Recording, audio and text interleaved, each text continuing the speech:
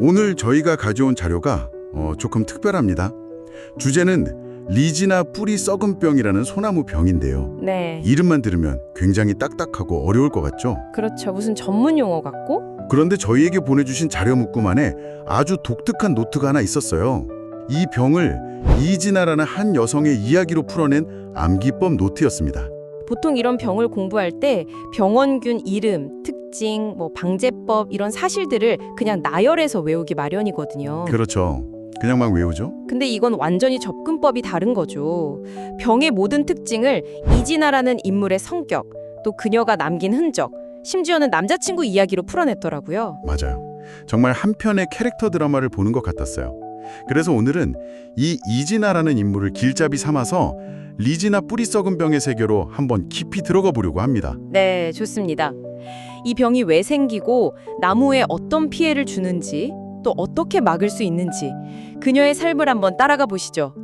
이 이야기가 왜 학습에 효과적인지도 아마 느끼실 수 있을 겁니다. 자, 그럼 이 이야기의 주인공 이진아는 대체 어떤 인물인지부터 만나봐야겠죠. 노트에 묘사된 그녀는 어떤 사람인가요? 이진아는 유독 소나무를 아주 좋아하는 여성으로 나옵니다. 아, 소나무요? 네, 여기서부터 이제 이야기가 시작되는 겁니다. 이게 바로 리지나 뿌리 썩은 병의 가장 중요한 정보, 즉 주요 기주가 뭔지를 알려주는 첫 번째 단서예요. 아, 실제로 이 병은 소나무, 곰솔, 특히 소나무림에 아주 큰 피해를 줍니다. 그녀가 좋아하는 나무가 곧 병이 발생하는 장소다 이 말이군요. 그런데 이 병의 핵심적인 특징들이 전부 이 이진아의 성격에 녹아있다고 하던데요. 여기서부터가 진짜 재밌어지더라고요. 맞습니다. 노트는 그녀의 성격을 크게 4가지로 요약을 하는데 이 4가지가 병의 발생 조건과 피해 양상을 정말 기가 막히게 설명해요. 네네. 저도 처음 이 암기법 보고 좀 웃었는데 수십 년간 현장에서 이 병을 봐온 입장에서 보니까 이 비유가 얼마나 정확한지 정말 놀라게 되더라고요. 와, 현장 전문가의 인증까지 받은 암기법이라니 더 궁금한데요?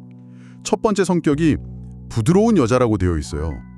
뿌리를 썩게 만드는 병인데 부드럽다니 이건 좀 의외인데요? 여기서 부드럽다는 건 그녀의 공격 방식을 의미하는 거거든요. 이 병원균은 나무를 공격할 때 무슨 물리적인 힘으로 뚫고 들어가는 게 아니에요. 그럼 어떻게? 셀룰라에제나 펙티나제 같은 특별한 효소를 분비합니다. 효소요? 네, 이 효소들이 식물 세포벽의 주성분인 셀룰로스나 펙틴을 녹여버리는 거죠. 그러니까 단단한 성벽을 무너뜨리는 게 아니라 성벽 자체를 그냥 흐물흐물하게 녹여서 스며드는 방식이군요. 정확합니다. 일종의 화학전이죠. 그래서 부드러운 여자라고 표현한 거군요. 네. 그래서 전문 용어로는 이런 병을 연화성 병해, 소프트 롯이라고 불러요. 나무 조직을 부드럽게 만들어서 침투하는 병이라는 뜻이죠. 부드러운 여자라는 표현이 이 병의 본질을 정확히 꿰뚫고 있는 겁니다. 이야, 정말 기가 막히네요. 그럼 두 번째 성격으로 넘어가 보죠. 이건 더 종잡을 수가 없는데 시크한 여사라고 합니다. 이게 나무병이랑 무슨 상관일까요? 시큼한 맛하면 뭐가 떠오르세요? 시큼하다면 식초 같은 거요. 식초는 산이니까 혹시 산성 토양과 관련이 있나요? 바로 그겁니다. 와, 리지나 뿌리 썩은 병은 여러 미생물이 공존하는 건강한 토양보다는 토양 생태계가 좀 단순화된 곳, 특히 pH 농도가 낮은 산성 토양에서 훨씬 잘 발생하거든요. 아하. 그녀의 까다롭고 시크한 취향이 바로 산성 토양이라는 특수한 환경을 상징하는 거죠. 시크를 시큼으로 연결하는 발상의 전환이 정말 대단하지 않습니까? 와, 이건 정말 감탄스럽네요. 단어의 소리까지 활용해서 기억하게 만들다니. 그럼 세 번째 성격, 매력 있는 여자. 이 매력은 어떤 결과를 낳나요? 아주 치명적인 결과를 낳습니다. 그녀의 매력에 너무 많은 상대가 한꺼번에 빠져들기 때문이죠. 한꺼번에요. 네. 노트에는 성인 남자들이 이진아에게 관심을 갖다가 집단으로 말라 죽는다 이렇게 표현이 되어 있어요. 실제로 이 병은 어린 묘목보다는 수십 년 자란 큰 나무, 그러니까 성숙목에 더 큰 피해를 줍니다. 그리고 한 번 발생하면 주변 나무들로 아주 빠르게 번져나가서 멀쩡하던 숲의 일부가 갑자기 집단적으로 고사하는 현상을 보여요. 그야말로 판무파탈이네요. 그렇죠. 마지막 성격은 앞의 특징들을 모두 합친 것보다 더 강렬합니다. 불같은 여자. 이건 아주 직접적으로 들리는데요. 네, 이 불같은 성격 하나에 두 가지 아주 중요한 정보가 압축되어 있습니다. 두 가지나요? 네. 첫째는 병원균의 발화 조건입니다. 이 병원균의 포자는 평소에는 흙 속에서 그냥 잠자고 있어요. 네. 그러다가 특정 계기가 주어지면 깨어나는데 그게 바로 열입니다. 토양 온도가 40도에서 50도 정도로 뜨겁게 달궈졌을 때 비로소 발화를 시작해서 활동에 들어가는 거죠. 평소엔 조용하다가 한번 열받으면 걷잡을 수 없이 터져 나오는 성격이라는 거군요. 맞습니다. 그럼 두 번째 정보는 그 열이 어디서 오느냐는 거겠죠. 아, 그렇죠. 숲에서 땅 온도가 그렇게까지 올라갈 일이? 흔치 않죠. 자료에 따르면 이런 환경은 주로 두 가지 경우에 만들어집니다. 바로 산불이 났던 자리, 혹은 사람들이 모닥불을 피우거나 취사행위, 쓰레기 소각을 했던 자리입니다. 아하. 결국 그녀의 불같은 성격은 고온에서 발화한다는 생태적 특징과 산불이나 모닥불 자리가 위험하다는 발생 환경을 동시에 설명해주는 완벽한 비유인 셈입니다. 와, 정리해보면 화학적으로 부드럽게 공격하고 산성 토양을 좋아하며 큰 나무들을 집단으로 죽이고 불을 쪼여줘야만 활동을 시작한다. 이 이진아라는 캐릭터 프로필만 기억하면 다 외운 거네요. 그렇죠. 학명인 위지나 운둘라타도 노트에는 운둔하는 여자가 아니다 이렇게 외우면 쉽다는 팁이 있더라고요. 아, 그것까지 정말 완벽한 캐릭터 설정입니다. 자, 그럼 이 치명적인 매력의 이진아를 만난 나무들은 구체적으로 어떤 증상을 보이게 될까요? 나무의 반응인 병징과 이진아 자신의 흔적인 표징으로 나눠서 설명하고 있더라고요. 네, 먼저 나무 입장에서 나타나는 변화, 즉 병징부터 살펴보겠습니다. 노트에서는 이걸 이진아와 사귄 후 나타나는 3단계 변화로 표현했어요. 3단계 변화요? 네, 첫째, 잔챙이부터 거물까지 가리지 않는 그녀의 마성. 즉, 감염이 시작되면 잔뿌리부터 굵은 뿌리까지 모든 뿌리가 피해를 본다는 겁니다. 처음엔 잔뿌리가 흑갈색으로 변하면서 썩기 시작하고요. 병이 진행될수록 굵은 뿌리까지 번져나가서 뿌리 전체가 생기를 잃고 갈색으로 변해버립니다.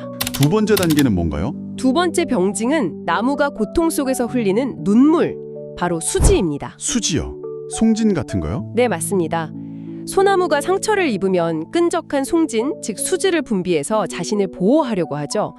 그런데 이 병에 걸리면 뿌리에서 다량의 수지가 나오고 이게 주변 흙이랑 엉겨붙어서 뿌리 둘레에 딱딱한 흙덩어리를 형성합니다. 아, 노트의 표현을 빌리자면 상처받은 마음이 딱딱하게 굳어버린 것이죠. 마음의 상처가 굳어서 덩어리가 된다니. 비유가 정말 와닿네요. 스스로를 보호하려는 반응이 오히려 상태를 더 악화시키는 모습 같아요. 그렇죠. 마지막 세 번째 증상은 결국 파국입니다. 역시 그렇군요. 결국 그녀에게 차인 나무는 쇠약해진다.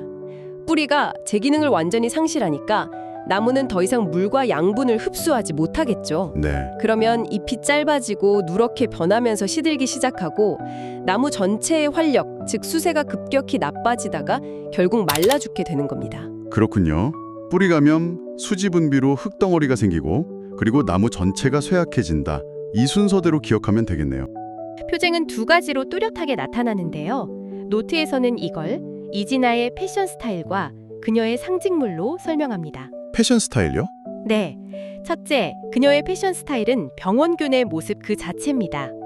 감염된 뿌리 표면을 자세히 들여다보면 하얀색에서 노란색을 띤 가느다란 실 같은 균사가 솜처럼 엉켜 있어요. 아, 그리고 나무 껍질을 살짝 벗겨보면 하얀 균사 속이 관찰됩니다. 이게 그녀가 즐겨 입는 옷의 재질과 무늬인 셈이죠. 독특한 패션 감각이네요. 그럼 그녀를 상징하는 물건은 뭔가요? 결정적인 증거물이겠네요. 네, 가장 결정적인 증거물이자 그녀의 시그니처 아이템은 바로 파상땅 해파리버섯입니다. 파상땅 해파리버섯이요? 네, 감염된 나무의 뿌리 주변, 땅하고 맞닿은 부분에서 이 버섯이 자라나요. 이게 바로 병원균 리지나 운둘라타가 만들어내는 자실체, 그러니까 번식을 위한 기관이거든요. 아, 그 버섯 자체가 병원균의 일부였군요. 처음엔 노란색이다가 점차 갈색, 검은색으로 변하고요. 크기는 한 3에서 8cm 정도 되는데 여러 개가 뭉쳐서 더 크게 보이기도 합니다. 와, 이 버섯이 보인다면 그건 이진아가 나 여기 있다고 대놓고 선언하는 것과 같습니다. 와, 이렇게 위험하고 흔적까지 확실하게 남기는 이진아를 막을 방법은 정말 없는 걸까요? 그런데 이 노트에 아주 극적인 해결책이 등장합니다. 네. 바로 그녀의 남자친구 이석배의 등장이죠. 네, 여기서 다시 한번 감탄하게 됩니다. 이 이석배라는 인물은 화학적 방제법을 위한 또 하나의 완벽한 암기장치입니다. 이석배, 이름에 분명히 비밀이 숨어 있을 텐데요. 당연하죠. 심지어 주인공 이진아랑 연인 관계라는 서사를 부여했어요. 어떤 약재를 의미하는 건가요? 석은 석회, 배는 살균제인 베노밀을 의미합니다. 아, 석회랑 베노밀? 네, 각각의 역할이 아주 명확해요. 기억나시죠? 이진아는 시크한 여자라서 산성 토양을 좋아했습니다. 네네, 시큼한 토양. 그녀의 남자친구 이석배는 이걸 역이용하는 겁니다. 헥타르당 2.5톤의 석회를 뿌려주라고 되어 있는데요. 이게 어느 정도냐면 축구장 하나 반 정도 넓이에 중형차 2대 무게의 석회를 골고루 뿌려주는 거예요. 와, 엄청난 양이네요. 토양 성질을 바꾸는 게 그만큼 대규모 작업인 거군요. 그렇죠. 환경을 바꿔서 그녀가 힘을 못 쓰게 만든다. 그렇죠. 그럼 베노밀은 뭐냐? 더 직접적인 공격입니다. 베노밀 수화제 50%를 1,500배로 희석해서 1제곱미터당 2리터씩 토양에 직접 부어주는 토양 관주 처리를 합니다. 그건 효과가 뭔가요? 이건 이진아, 즉 병원균 자체를 직접 죽이는 살균제 역할을 하는 거죠. 정리하자면 남자친구 이석배는 석회로 그녀의 활동 무대를 망가뜨리고 베노밀로 그녀를 직접 제압하는 해결사인 셈입니다. 이진아와 이석배, 가장 골치 아픈 화학적 방제법은 절대 잊을 수 없겠네요. 그렇죠. 하지만 약을 쓰는 것 외에 애초에 이진아가 나타나지 못하게 하는 근본적인 예방책도 중요하지 않을까요? 물론입니다. 그게 바로 이석배에게만 의존하지 않는 더 근본적인 관리 방법들이죠. 어떤 것들이 있을까요? 우선 그녀의 상징물이었던 파상땅 해파리 버섯이 보이면 즉시 제거해야 합니다. 포자가 퍼져나가는 걸 막는 가장 기본적인 물리적 방제법이죠. 그리고 그녀의 불같은 성격을 고려한 예방책도 당연히 필요하겠고요. 아주 중요합니다. 소나무 숲에서는 취사나 소각행위처럼 불을 피우는 것을 금지하는 게 가장 근본적인 예방책이에요. 또 이미 산불 피해를 입은 지역이라면 이 병에 취약한 소나무류를 바로 심기보다는 다른 나무를 먼저 심는 것을 고려해야 하고요. 아예 무대를 만들어주지 않는 거군요. 네, 맞습니다. 토양 관리도 빼놓을 수 없겠네요. 그녀의 시크한 취향, 그 산성 토양을 계속 개선해줘야 하니까요. 네, 석회 처리 외에도 평소에 배수가 잘 되도록 관리하고 퇴비를 충분히 공급해서 토양의 유기물 함량을 높여주는 게 좋습니다. 그러면 토양 내에 다양한 미생물들이 살게 되거든요. 아, 미생물 군집이요? 네, 이 미생물 군집이 일종의 방어막 역할을 해줍니다. 특정 병원균 하나가 독점적으로 세력을 키우기 어려운 환경을 만들어주는 거죠. 마지막으로 이미 병이 발생했다면 더 이상 옆으로 퍼지지 않게 막는 것도 아주 중요할 것 같은데요. 맞습니다. 그게 가장 확실한 확산 방지책입니다. 이 병원균의 균사는 눈에 보이지 않게 땅속에서 뿌리를 타고 옆나무로 가속 퍼져나가거든요. 거미줄처럼요? 네, 이걸 막기 위해서 병이 발생한 지역 가장자리를 따라서 폭 1m, 깊이 80cm 정도의 깊은 도랑을 파는 겁니다. 도랑을요? 네, 일종의 지하 방화선을 구축해서 병원균이 더는 넘어오지 못하게 물리적으로 차단하는 거죠. 자, 오늘 정말 흥미로운 여정이었습니다. 리지나 뿌리싹은병이라는 어려운 이름을 이진아라는 매력적이지만 위험한 여성의 이야기로 완벽하게 풀어봤네요. 네, 그녀의 성격에서 병의 특징을, 그녀와의 관계에서 나타나는 증상들을, 그리고 그녀를 막는 남자친구 이석배를 통해서 방제법까지 살펴봤습니다. 네, 이렇게 딱딱한 정보의 나열이 아니라 하나의 서사를 따라가다 보니까 복잡한 내용들이 자연스럽게 머릿속에 정리되는 경험을 하셨을 겁니다.